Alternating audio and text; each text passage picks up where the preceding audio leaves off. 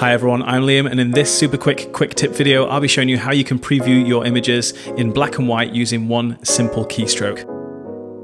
So you've just finished culling your images and now you're ready to edit them, but you're not sure whether to go for a black and white edit or color. Well, by simply pressing the V key in either the library module or the develop module, you can preview the image in black and white really quickly. So just by pressing V, you can switch between color and black and white.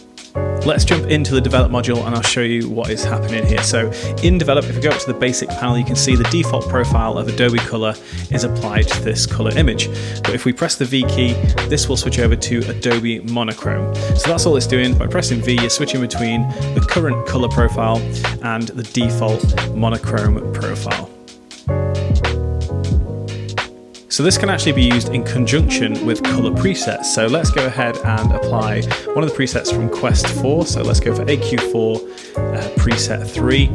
So we've got this beautiful color edit here, but let's say we want to take this black and white. So if we look at the profile, we've got the Aurora profile set. And if I press the V key, we're going to switch across to that Adobe Monochrome profile. So that looks pretty good. You've got quite a unique looking black and white preset there, but you can go one step further than that. If you then come down to the black and white panel and give that a click, you can see it's set to 0 on all of the color mixers for black and white as default. But now if you press the auto button down here, it will analyze the image and it will adjust these to match the image.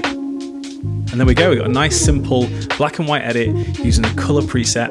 And what you'll notice is up in the basic panel, all of the settings from the color preset are still there.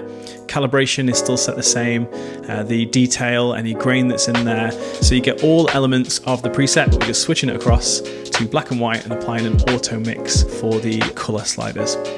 So let's take a look at the before and after.